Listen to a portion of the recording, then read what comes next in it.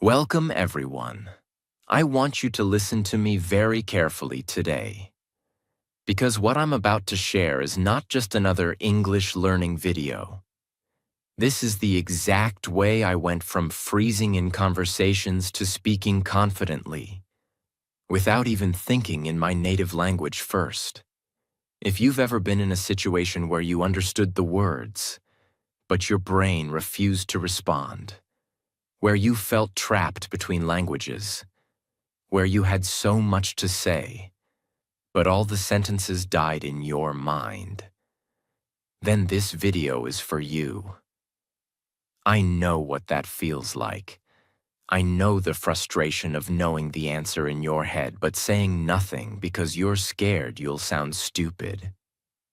I know the pain of people switching to your language because they think you can't handle English. I know the nights where you replay the conversation in your mind thinking, I should have said this, I should have said that. And I also know something else. You can change it.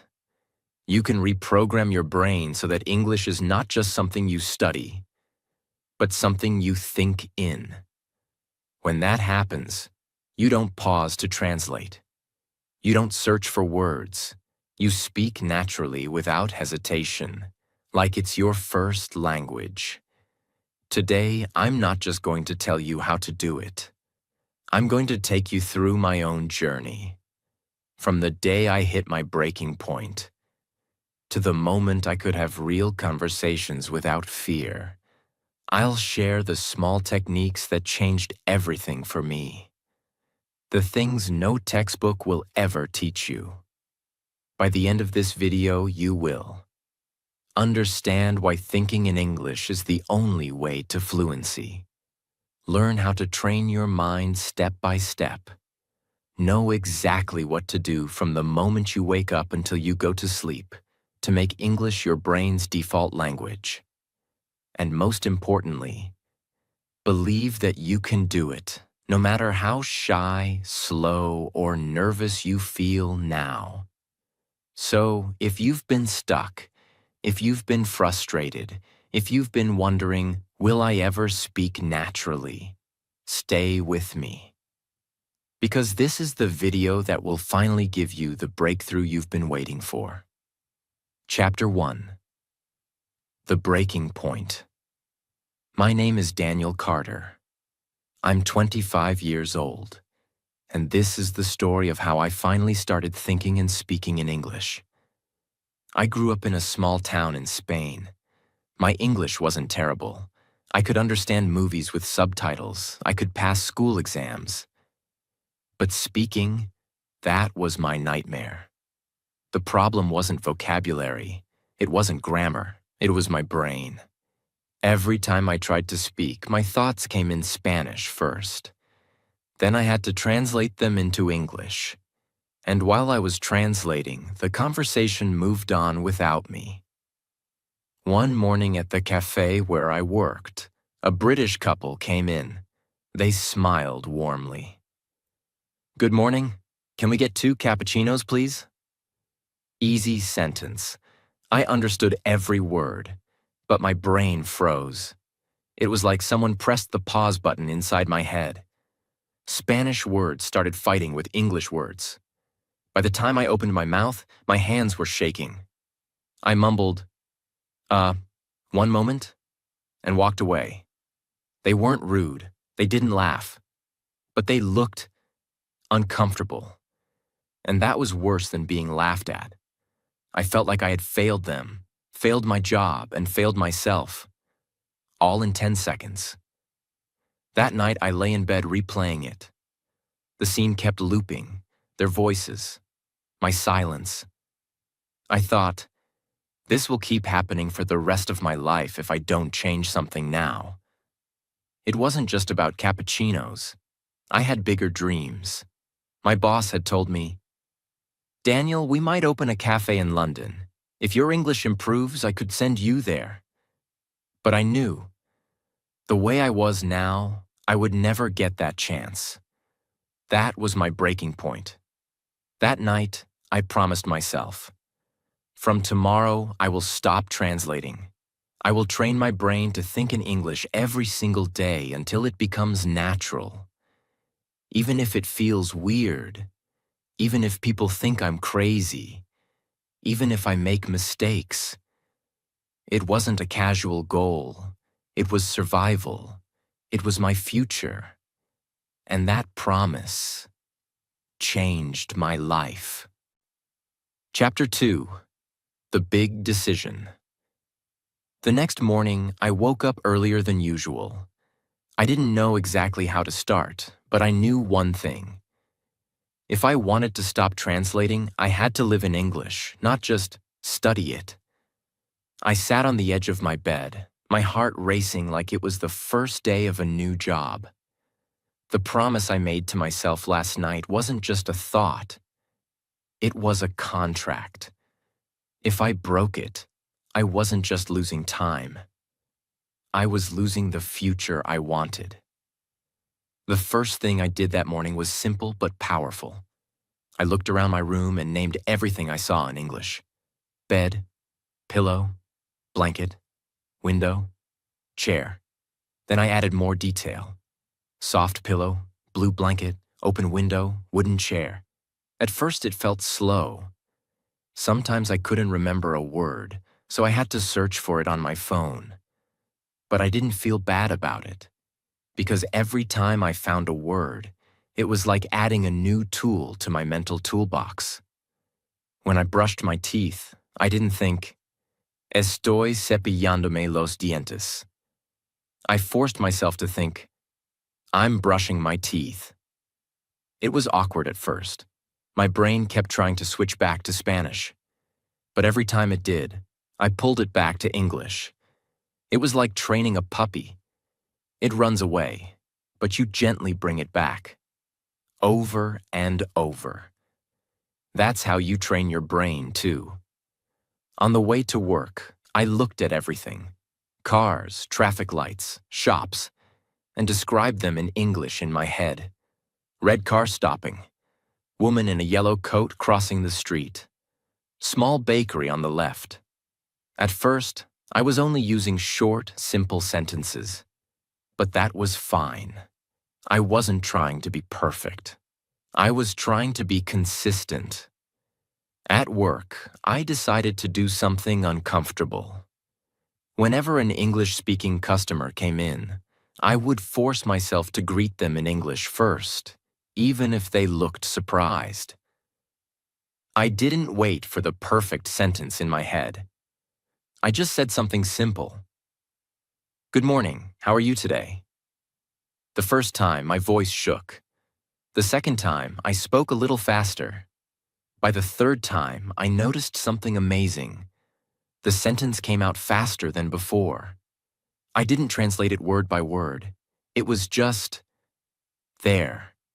That's when I realized. Speed comes from habit, not from studying one phrase for hours. That night, I decided to take this even further. I wrote down a rule for myself. From now on, if I know a word in English, I will use it. Even when talking to myself, no matter how strange it feels. This rule changed everything. Because now, English wasn't something I practiced for 30 minutes. It was something I lived in all day. I also created a secret habit that became my favorite exercise. The 1-minute mind race. Here's how it worked. I would set a timer for 1 minute. I would look around me and describe everything in English without stopping. No pausing to think, no worrying about grammar. Just keep going. The goal wasn't perfection. The goal was speed and flow. Because the more you do it, the less your brain has time to translate. One evening, I tested myself. I closed my eyes and imagined making a cappuccino, step by step, but all in English in my head. Pick up the cup, add coffee, steam the milk, pour slowly, make a heart shape. I realized something important.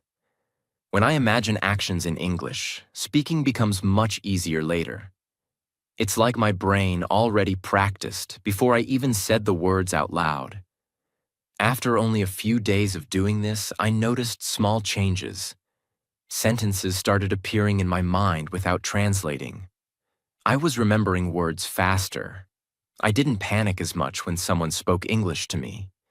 It wasn't a miracle. It was work. But it was working. I wasn't fluent yet, far from it.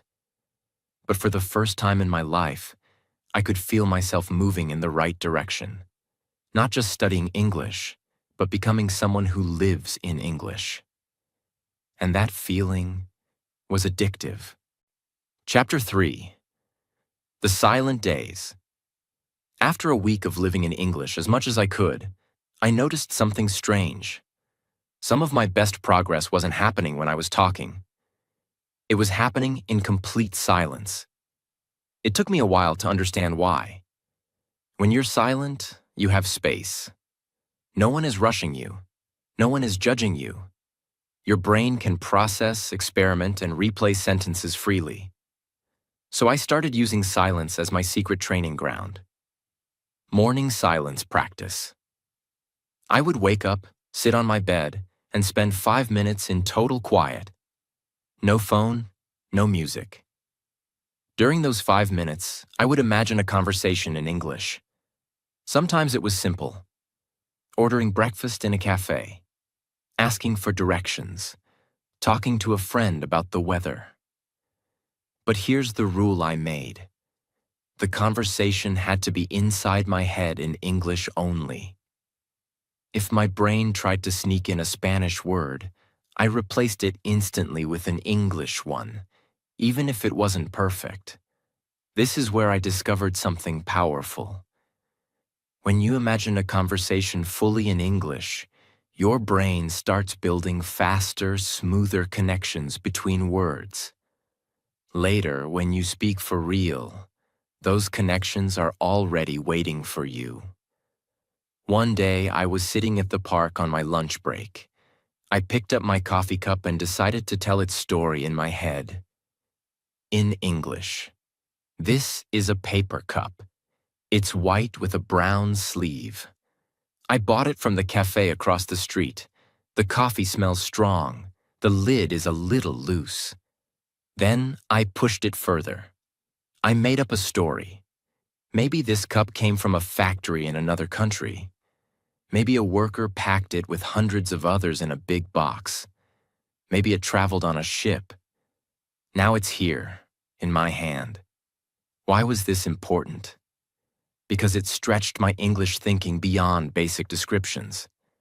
It forced me to create, to imagine, to connect ideas, all in English. I had learned about shadowing, repeating what someone says in real time. But I discovered a silent version.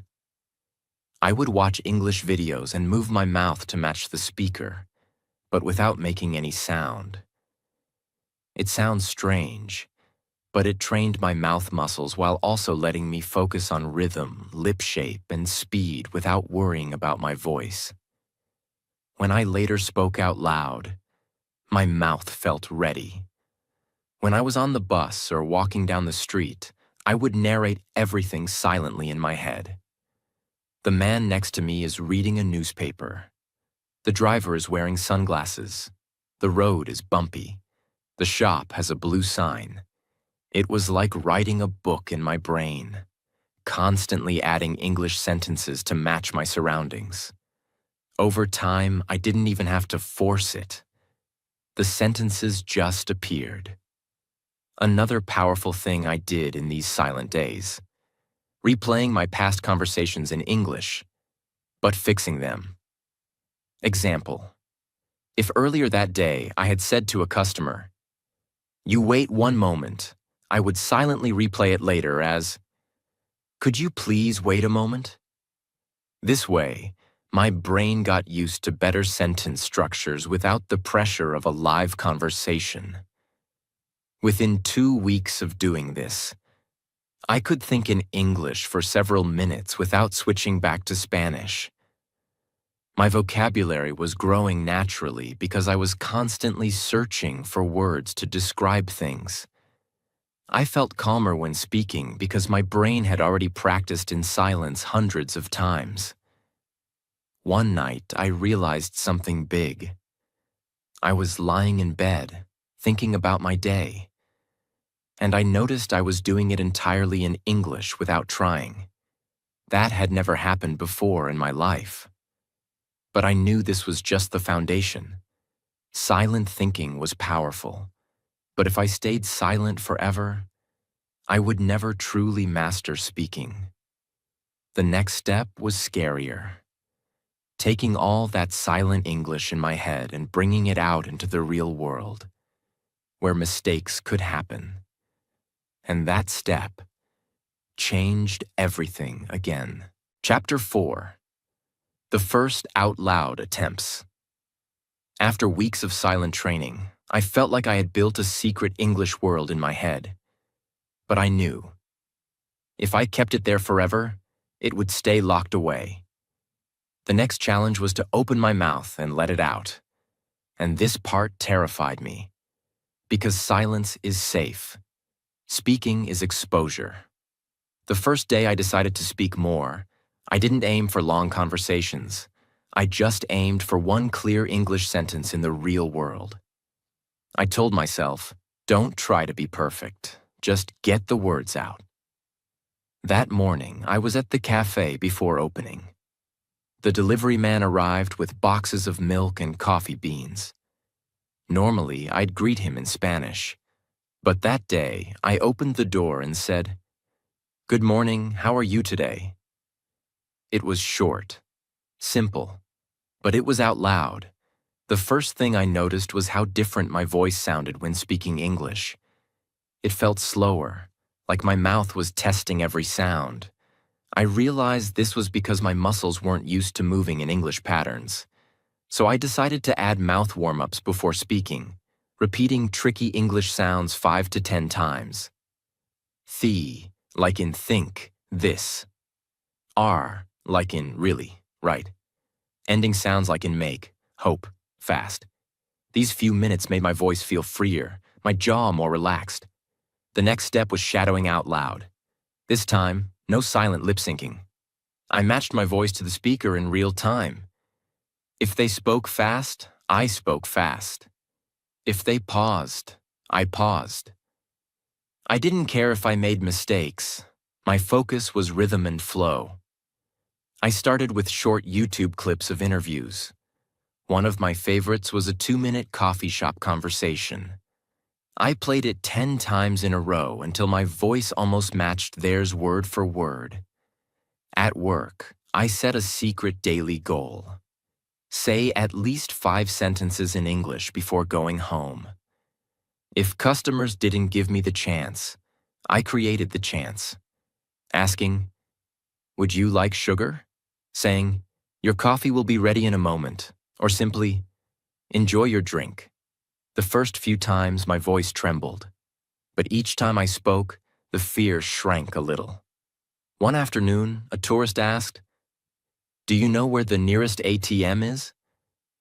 Normally, I'd freeze, but I took a breath and answered, "Yes, it's across the street next to the pharmacy." She smiled and said, "Thank you." I walked back into the cafe like I had just won a gold medal. Because in that moment, I realized the conversation didn't have to be perfect to feel like progress. To make my speaking stronger, I added the 3-second rule. If someone spoke to me in English, I had only 3 seconds to reply. No time for long thinking or translation. This forced my brain to send words straight from thought to mouth. Example. Customer. "Could I get an extra spoon?" Me. "Of course, just a moment." Fast, natural, done. The more I did it, the less my sentences felt built, and the more they felt released. At home, I created out-loud narration nights. I'd choose a simple activity, making tea, cleaning my desk, and talk about it out loud in English as I did it. "I'm filling the kettle. I'm turning it on. The water is boiling now. I'm pouring it into the cup. It felt silly at first, but it connected my actions directly with English words in real time, exactly like how children learn their first language. I also recorded myself once a week. The first time, I hated my voice. It sounded slow, uncertain, and sometimes wrong. But that recording became my proof of progress. Every week, I compared it to the last one. Some mistakes stayed, but my speed and confidence kept growing. These first out-loud attempts weren't dramatic. They weren't perfect. But they were building something important. The bridge between my English thoughts and my English voice. And every time I crossed that bridge, it felt a little stronger, a little faster, a little more like home. Chapter 5. The first real conversation. I still remember the day it happened. It wasn't planned. I didn't have notes. And maybe that's why it was so important. Because real conversations don't give you time to prepare. It was a Friday afternoon at the cafe. The sun was shining and the place was busy. Tourists, locals, families. Everyone seemed to be talking at once. I was behind the counter when a man walked in. Tall, with a backpack, holding a city map. He smiled and said, "Hey, I'm looking for a good place to have dinner tonight. Any recommendations?" Normally, this is where my panic would take over. But that day, I decided. No running, no hiding, no switching to Spanish. This was my chance to see if my silent thinking and short speaking practice had prepared me for the real thing. I smiled back. Yes, there's a restaurant near the main square.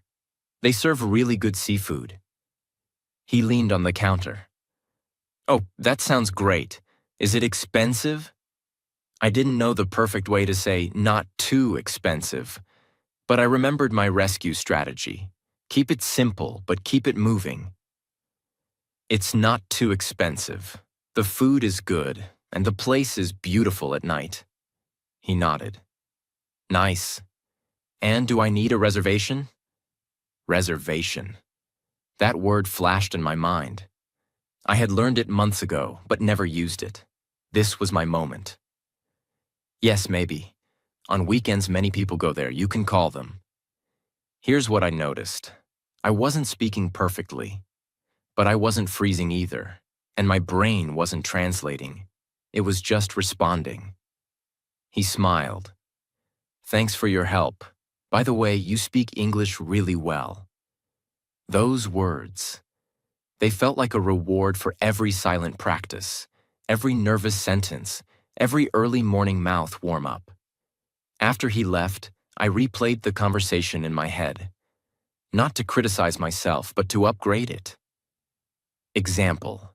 Instead of, "The food is good and the place is beautiful at night," I could have said, "The food is delicious and the view at night is amazing."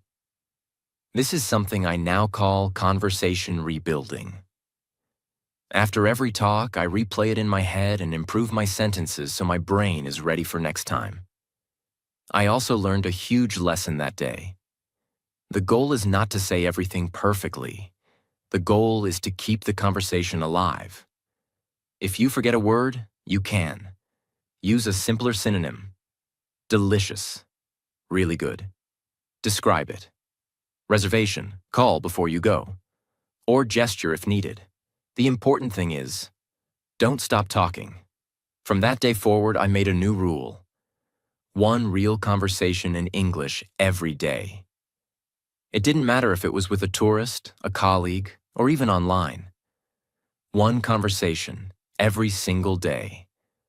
At first, some were short, just a few lines. But over time, they got longer, faster, and more natural. Something else happened that I didn't expect. My fear started turning into excitement. When I saw an English-speaking customer walk in, I felt curious instead of nervous. I started thinking, what will I learn from this one? instead of, what if I fail? That mental shift from fear to curiosity was huge, because once you're curious, you start listening better. And the better you listen, the better you respond. That week, I had a conversation with an Australian couple about Spanish food. I didn't just answer their questions. I asked them questions back. What's your favorite Spanish dish? How long are you visiting? For the first time, I wasn't just surviving the conversation. I was enjoying it. I walked home that night with a smile. I knew I still had a long way to go.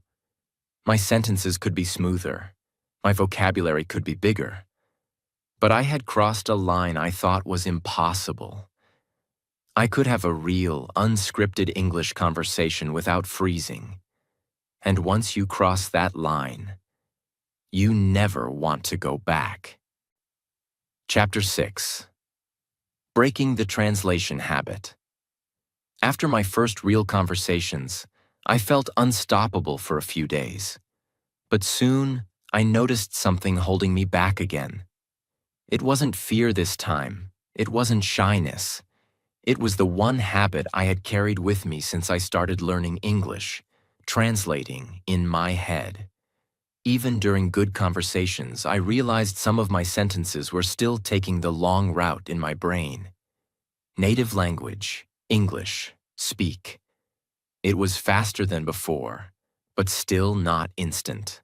And I knew, as long as translation was there, I would never reach true fluency. I decided this had to end. If my brain wanted to translate, I would train it not to. Not by force, but by replacement. Step 1. Short thought training. I started with micro thoughts, 2 to 4 word sentences in English only. Instead of thinking, voy a abrir la puerta, and then translating it, I would go straight to, I'll open the door. I did this all day with tiny actions. I'm eating lunch, I'm washing my hands, I'm writing notes. Why short sentences? Because they don't give your brain time to slip into your native language. Step 2. Visual thinking in English. I stopped linking English words to my native words. Instead, I linked them directly to the object or action. Example. When I thought apple, I didn't see the Spanish word manzana in my head.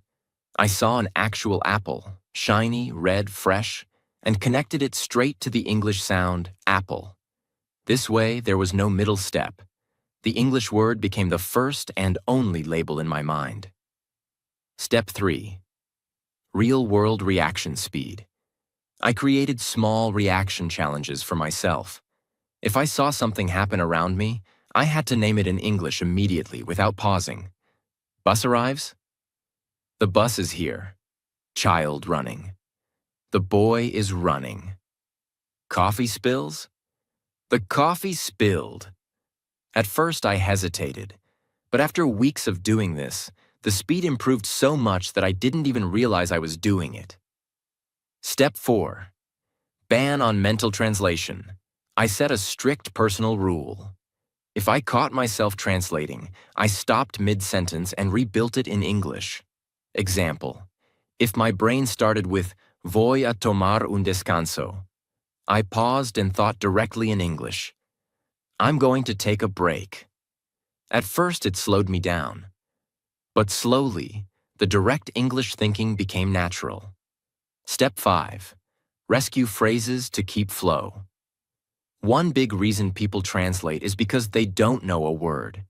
So instead of stopping and translating, I trained myself to use rescue phrases. It's something that you use it for. Example. I forgot the word whisk, used in cooking, so I said, it's something you use to mix eggs quickly. The listener understood, and I didn't break the English flow. Step 6. Double listening technique. I began listening to English conversations. In movies, podcasts, or real life. And forcing myself to process them in English only. No subtitles in my native language. No mental translation. When a sentence was unclear, I didn't jump to my dictionary immediately. I replayed it in my head, guessed the meaning from context, and kept going. This built my tolerance for not understanding everything, which is essential for real fluency. Step 7. Mind merging. This was my most powerful habit. I merged my daily identity with English completely. If I was writing a shopping list, I wrote it in English. If I was daydreaming, the characters in my head spoke English. If I was thinking about my goals, I described them to myself in English. I wasn't learning English anymore. I was living in English. Within a month of doing this, something magical happened. I caught myself walking to work, thinking about a memory from last summer. And the memory was in English. The voices, the dialogue, the emotions. It felt strange at first, like my brain had switched operating systems. But then it felt freeing. This is when I realized fluency isn't about knowing every word. It's about making English the first language your brain chooses without asking. And for the first time, I felt like I was truly on the way there. Chapter 7. Speaking like you think. After I finally broke the translation habit, something new started happening. When I thought of something in English, I could say it almost instantly. But there was still a gap.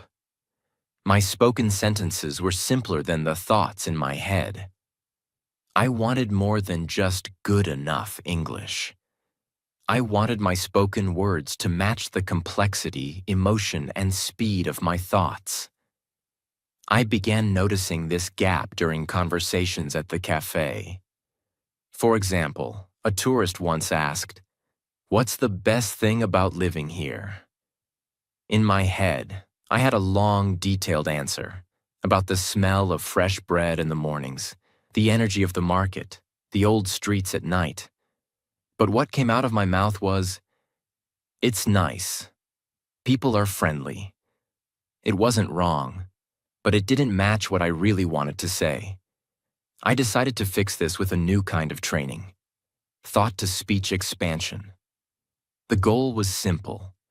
Take the thought in my head and practice saying it in full, colorful English, not just the safe version. Step 1. Slow down to expand. I started by slowing my speaking speed during practice, not in real life, but when I was alone. For example, if my thought was, "The weather is nice," I'd say, "The weather is nice today because the sun is shining, the air feels fresh, and it's not too hot or cold." I trained myself to add layers, description, reason, feeling. The more layers I added, the more natural it became to speak in full thoughts instead of cutting them short. Step 2. Use connectors like glue. I realized fluent speakers don't just speak in separate sentences. They connect their ideas with words like because, so, and, but, actually, in fact. Example. Instead of, "I like this city. People are friendly," I'd say, "I like this city because people are friendly and they're always ready to help you if you need something." These connectors made my speech flow like a river instead of sounding like a list. Step 3. Speak feelings, not just facts. When someone asked me about my day, I stopped giving flat answers like, "It was good." Instead, I added how I felt and why. It was good because I had time to walk by the sea, and the sound of the waves made me feel relaxed. This gave my speech personality and made conversations more engaging. Step 4. Practice no filter. Speaking. Sometimes when we speak, we censor ourselves. We only say the safe part of our thoughts. I practiced speaking everything that came to mind, still politely, of course. For example, If I tasted a new coffee at work, I didn't just say, "It's nice." I'd say, "It's nice. It has a rich flavor, a little stronger than usual, and I can taste a hint of chocolate." The goal was to get comfortable expressing my full thought in English without cutting it down. Step 5. Copy the natural flow of natives. I started paying attention to how native speakers told stories. They didn't rush. They used pauses, changes in tone, little fillers like, "you know," or "I mean," not to waste time, but to keep the flow natural. I recorded short voice messages to myself, copying this style. It felt awkward at first, but soon my speaking sounded more relaxed and confident. Step 6. Daily real-life testing. I didn't keep this training private. Every day, I tested it with real people. When a customer asked about the weather, I'd give them my expanded version. When a friend asked about my weekend, I'd tell them the full story, not just good or busy. Sometimes they looked surprised at my long answers, but I could see they were more interested, more engaged. After a month of this, my spoken English started matching my thoughts almost perfectly. When I looked at something, my brain gave me the words, my mouth said them, and it sounded exactly like I imagined. It was no longer just thinking in English. It was living in English and speaking it in its full color. But I wasn't finished. Because even though my speaking had improved massively, I knew there was one final skill that would take me from good to truly fluent. The ability to live my entire day surrounded by English no matter where I was. And that's what came next. Chapter 8. Living in English. After I learned to speak exactly as I thought, I realized something huge. Fluency isn't just about practice sessions. It's about building an entire life that breathes English. If English only exists for 1 hour a day in your life, it will always feel foreign. But if English surrounds you from the moment you wake up until you go to sleep, it becomes your environment. It becomes your natural state. Step 1. English. From the second I wake up, the first words in my head each morning were in English, not because I forced them, but because I planned for it. Before bed, I placed sticky notes in English around my room, one on the ceiling. "Good morning." One on my mirror. "Smile, today is yours." One on my door. "Let's make it a great day." When I opened my eyes, those words were the first thing I saw, and seeing them triggered my brain to start the day in English mode. Step 2. Breakfast in English. While making breakfast, I narrated everything in English out loud. "I'm slicing bread. The butter is cold. The coffee smells strong today." I didn't care if no one was listening, because my goal wasn't to impress. It was to train my mouth to move in English naturally, even during the smallest actions. Step 3. English in my ears all day. If I wasn't talking, I was listening. Podcasts, audiobooks, YouTube interviews, not background noise, real listening. I chose topics I actually cared about: travel, food, business, so I didn't get bored. When I heard a phrase I liked, I paused, repeated it out loud, and sometimes even wrote it down. Step 4. Replacing my digital world. Every app on my phone was switched to English. Social media feeds, news, weather, even my shopping app. When you do this, something magical happens. English stops feeling like a school subject and starts feeling like your everyday language. Step 5. Talking to myself without fear. Walking to work? I'd pretend I was giving a tour of the city in English. Cooking dinner? I'd explain the recipe to an invisible friend in English. At first I felt ridiculous, But after weeks of doing this, my speaking became smoother because I was practicing in real life, not just in a quiet room with a textbook. Step 6. Real English interactions every day. I made a rule. Talk to at least one person in English daily. Tourist? Yes. Colleague who's learning English? Yes. Online video call with a stranger? Yes. Some conversations lasted 20 seconds. Some lasted 10 minutes. But the point was, English wasn't an occasional event anymore. It was part of my normal day. Step 7. Using English for real tasks. I started doing my real-life tasks in English. Searching for recipes online. Reading product reviews before buying something. Watching how-to videos for skills I wanted to learn. When you use English to actually get things done, it becomes more than a language. It becomes a tool for life. Step 8. Thinking ahead in English. I trained myself to prepare my English sentences before I needed them. Walking towards a customer? I'd plan my greeting in English. About to meet a friend? I'd think about the first question I'd ask in English. This removed hesitation because my brain was already warmed up before the conversation started. Step 9. Evening reflection in English. At the end of each day, I'd spend 10 minutes talking to myself in English about what happened. I'd go over events, feelings, mistakes, and what I learned. Sometimes I even recorded these reflections so I could listen back and see my progress.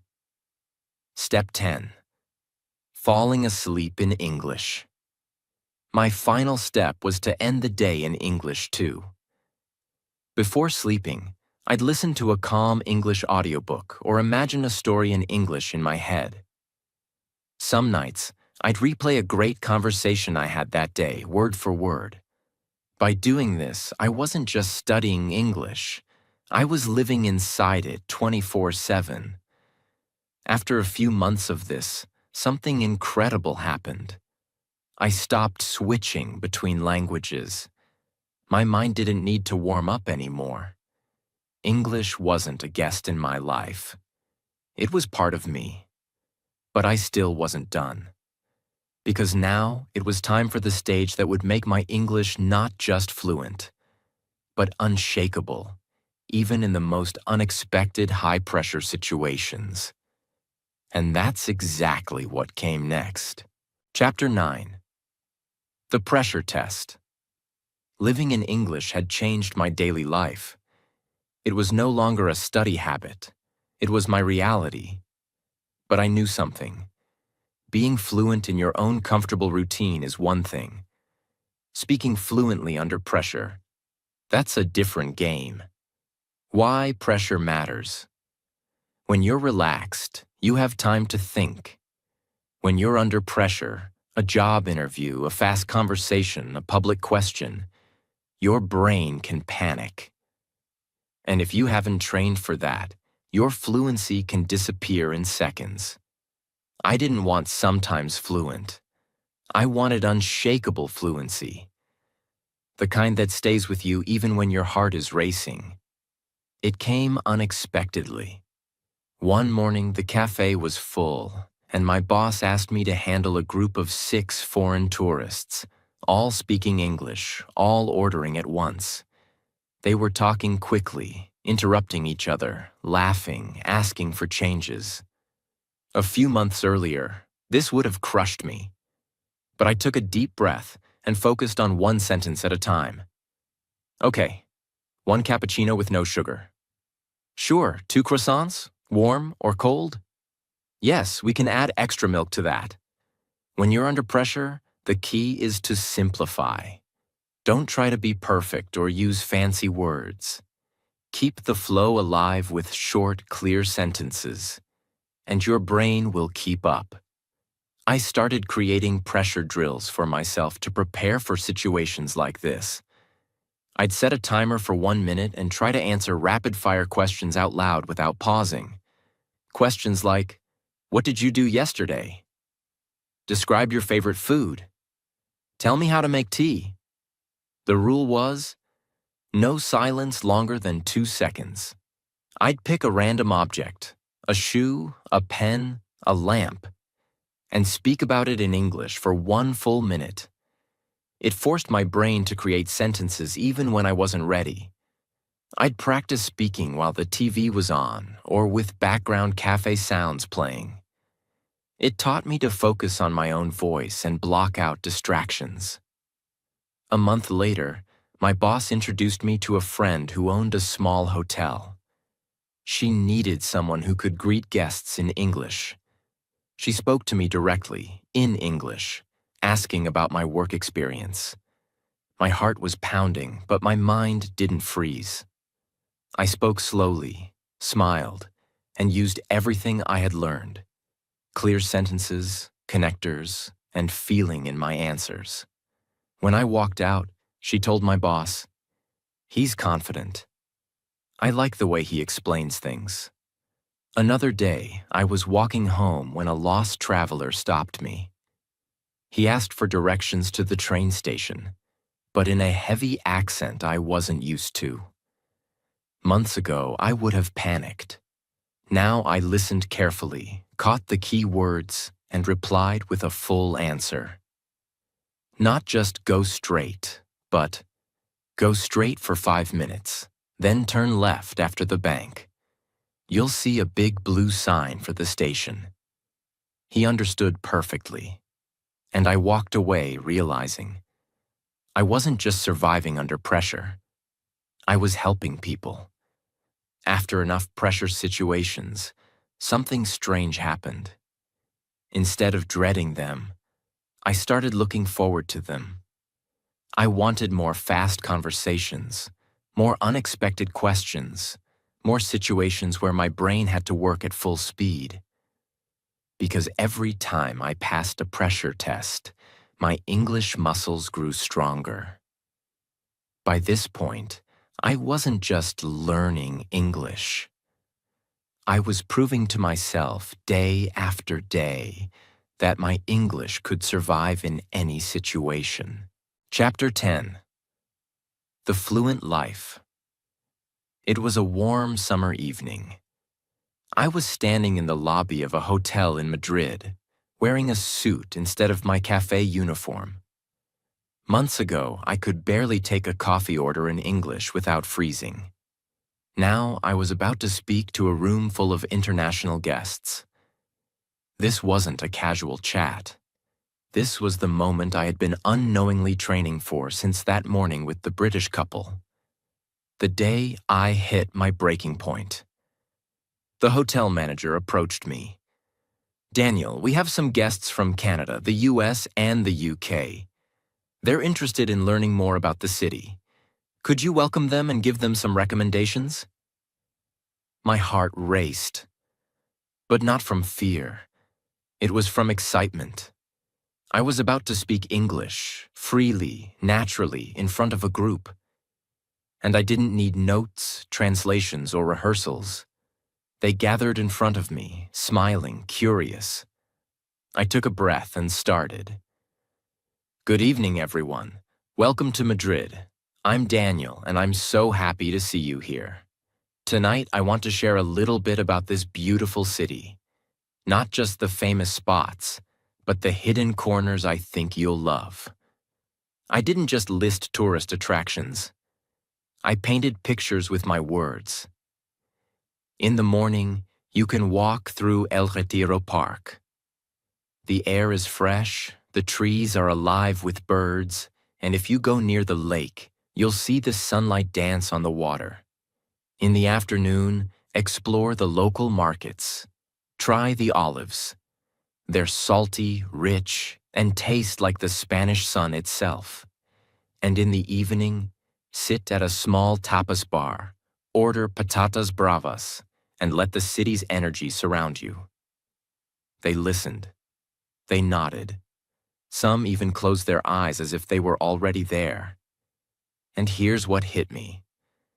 I wasn't thinking about English. I was thinking about my message. English wasn't a wall between me and them anymore. it was a bridge. After my talk, one guest came up to me. "You speak so naturally. Were you born in an English-speaking country?" I laughed. "No. I just decided one day that I would stop translating and start living in English." That sentence stayed with me. Start living in English. Because that was the real secret. It wasn't about memorizing every word. It wasn't about being perfect. It was about making English a constant part of my world. My thoughts, my actions, my feelings, my life. That night, I walked home under the warm streetlights, thinking about the journey. The silence where it all began. The first shaky greetings. The real conversations that pushed me forward. The pressure moments that made me stronger. Each step was a brick in the bridge that led me here. And here's what I know now. Anyone can build that bridge. It doesn't matter how old you are, how many times you've failed, or how scared you feel right now. Fluency is not a gift. It's a habit. And once you start living in English, you can't go back. If you're watching this, maybe you're still in the silent days. Maybe you're stuck translating in your head. Maybe you've tried and failed before. I want you to know this. I was you. I stood where you stand. I felt the same frustration, the same fear, the same question. Will I ever be fluent? And the answer is yes. Not in theory, not in dreams, but in reality. Because the day you decide to live in English, to make it the air you breathe, the words you think, the voice in your mind, is the day fluency stops being someday and starts being inevitable. So build your bridge, brick by brick, sentence by sentence, mistake by mistake. And one day, you'll stand where I'm standing now. Not just speaking English, but living it. And when that day comes, you won't just feel fluent, you'll feel free. If my story lit even a small fire inside you, if it made you believe that yes, you can be fluent, then don't let that fire die here. Hit subscribe right now. Because this channel isn't just about learning English, it's about transforming your life through it. Every video is another brick in the bridge you're building. And if you stay with me, I promise, one day you'll look back and realize that the English you once dreamed of is now the English you live in. Subscribe now. Let's walk this journey together step by step until fluency is no longer your goal. It's your reality.